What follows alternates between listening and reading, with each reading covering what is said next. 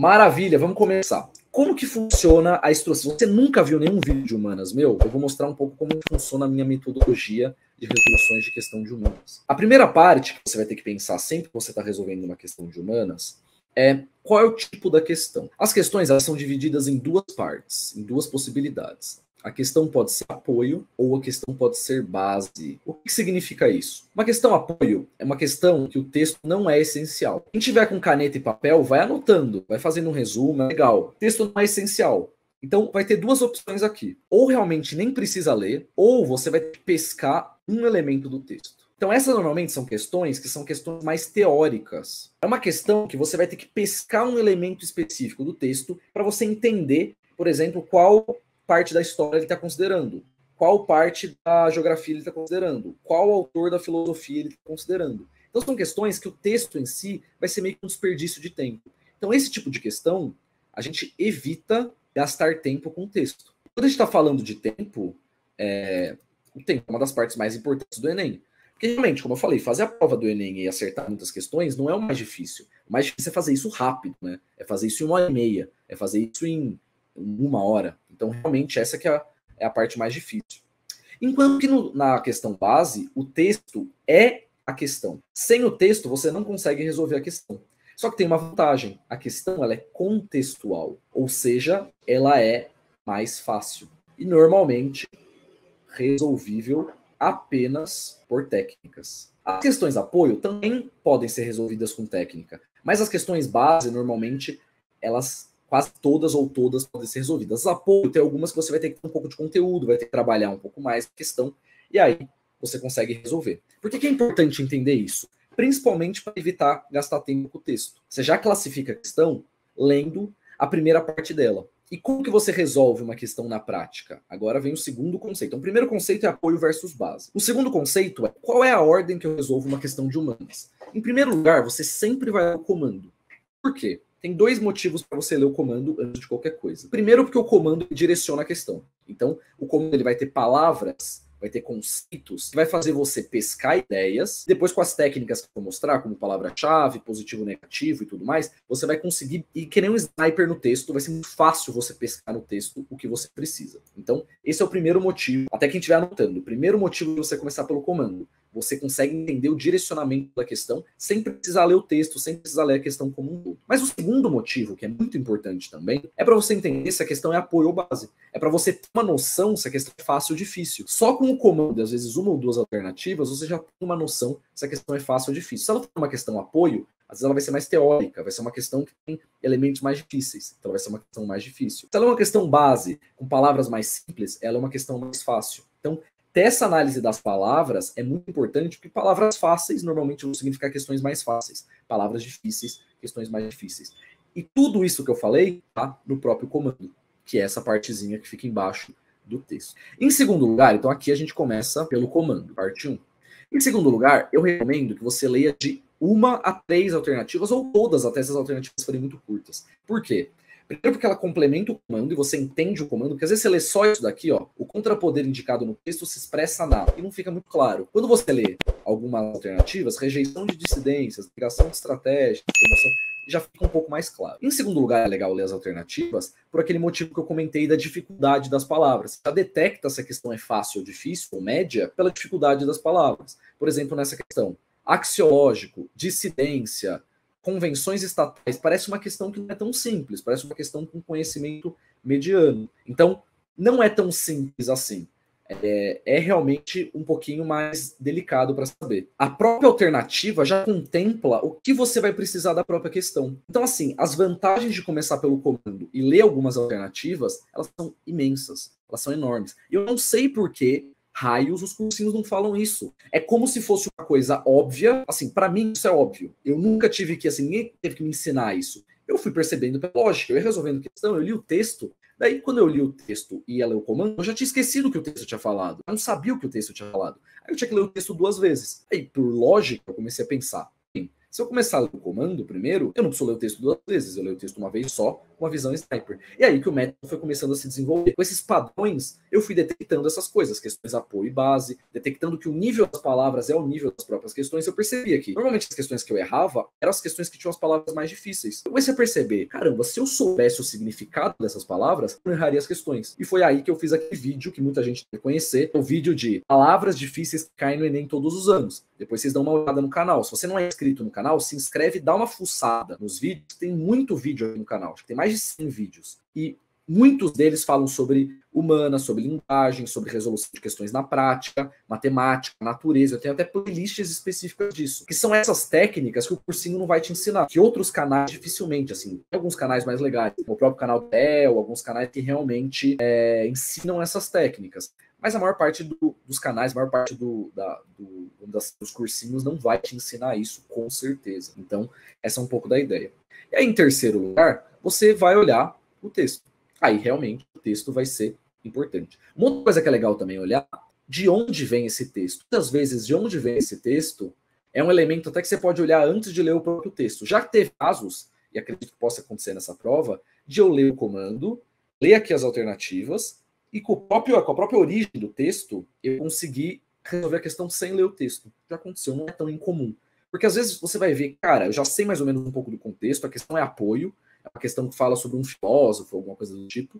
Eu já conecto essas três partes aqui e pronto. Esse é o conceito geral que a gente vai ter de como resolver uma questão. Agora, eu vou começar a trazer um pouco das técnicas. As técnicas vão se desenvolvendo ao longo da live. Por isso que é importante você ficar a live inteira, porque cada questão que eu for resolvendo, eu vou trazendo conceitos diferentes. Então, assim, cada um das questões vai gerar o uso de uma técnica diferente, o uso da técnica de uma forma diferente. Então é importante que você fique a live inteira para você captar e vai anotando, assim. Eu vou repetir. Normalmente, eu não sou tão fã de você ficar anotando muita coisa na aula, que depois você tem até como consultar isso em livro. Isso não tem o que eu estou ensinando em livro. Então, se você não anotar agora, ou não entender, não sistematizar agora, você não vai conseguir depois realmente, efetivamente usar isso na prática. Porque todas as técnicas aqui, não é para você assistir igual a Netflix. Você assiste, depois você vai fazer suas coisas. Você tem que assistir e amanhã, por exemplo, fazer um simulado e usar as técnicas. As técnicas só funcionam na prática. Qual que é um outro ponto que é muito importante? É começar a descrever as técnicas que eu uso aqui. Tudo na questão se conecta. Então, eu sempre vou desenhar setas entre, por exemplo, o texto e o comando das alternativas, a fonte do texto e as alternativas. Então,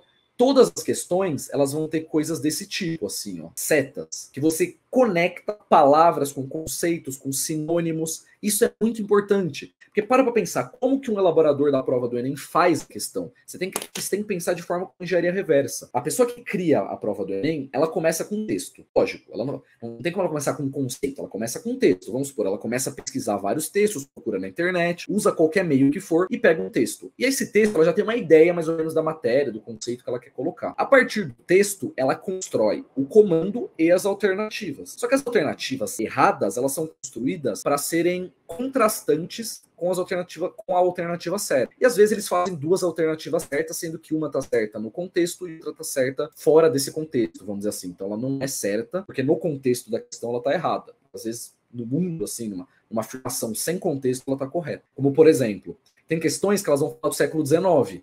Ele fala uma coisa que está certa no século XX. O contexto é XIX. Então tá certo, mas não no século XIX. Então esse tipo de coisa acontece muito, tem que tomar muito cuidado. Mas voltando, quando você pensa em como o elaborador faz a questão, é muito importante pensar nisso.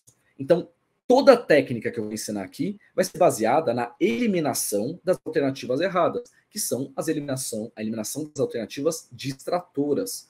O Enem, quando é construído, quando o elaborador da questão constrói a questão, no fim das contas, ele vai construir alternativas distratoras. Sejam alternativas semi-certas, sejam alternativas, como eu falei, certas, mas não no contexto colocado, ou alternativas opostas, erradas e totalmente incorretas, e todas essas precisam ser eliminadas. O resumo da estratégia, vamos dizer assim, é eliminação de alternativas. Como que você consegue eliminar alternativas e chegar na alternativa certa? Então, essa é um pouco aqui da ideia da metodologia. E agora eu vou trazer realmente, efetivamente, resolvendo a prova, as técnicas na prática. O contrapoder indicado no texto, contrapoder, se expressa na. Essa parte que eu vou falar agora, se você não estava prestando atenção, para tudo que você está fazendo e presta atenção. Essa é a parte, talvez, uma das mais importantes da live. Toda vez que você lê o comando, você tem que ser capaz de fazer uma paráfrase do comando. O que eu quero dizer com isso? Eu estou fazendo uma paráfrase do que eu acabei de falar. Toda vez que você lê o comando, você tem que ser capaz de falar ele com outras palavras. Por quê?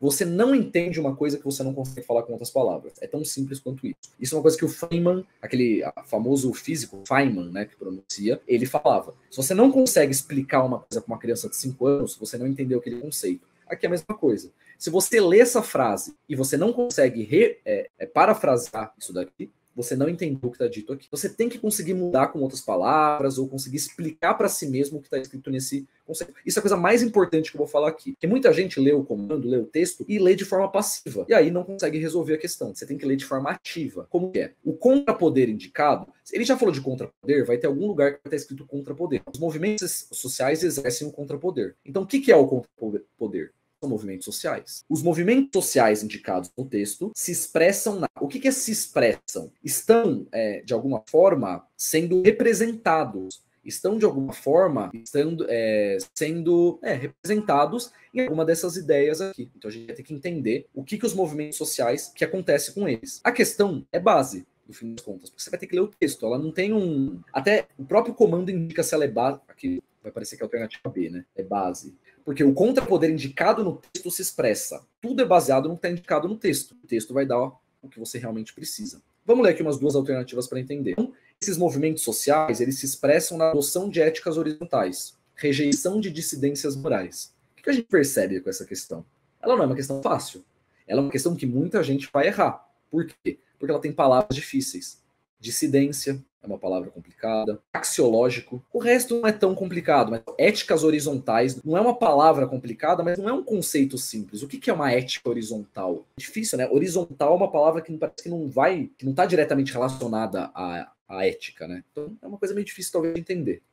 Mas vamos ler o texto então. Vamos entender, vamos ler o texto e vamos ver o que a gente consegue tirar. Então, o contrapoder indicado no texto se expressa na... A gente já sabe que são os movimentos sociais. Ao longo da história, os movimentos sociais são produtores de novos valores e objetivos, criando novas normas. Então, novas normas para organizar a vida social. Os movimentos sociais exercem o contrapoder. Então tá aqui, ó, o contrapoder diretamente conectado. Vamos lembrar da seta. Construindo-se mediante um processo de comunicação autônoma. Isso aqui é importante. Comunicação autônoma. Livre do controle dos que detêm poder institucional. O que a gente pensa com comunicação autônoma, poder institucional? O que significa isso? Significa alguma coisa mais igualitária, alguma coisa mais dispersa, alguma coisa que acontece de forma mais horizontalizada. A gente pode ter a ideia da palavra horizontal aqui, que é uma comunicação autônoma. Não é uma comunicação... Porque pensa, como que é normalmente o poder institucional? É de cima para baixo. Quando a gente pensa numa comunicação autônoma, a gente pensa numa coisa livre de poder institucional, a gente pensa numa coisa que se regula de forma mais horizontal. Quando a gente pensa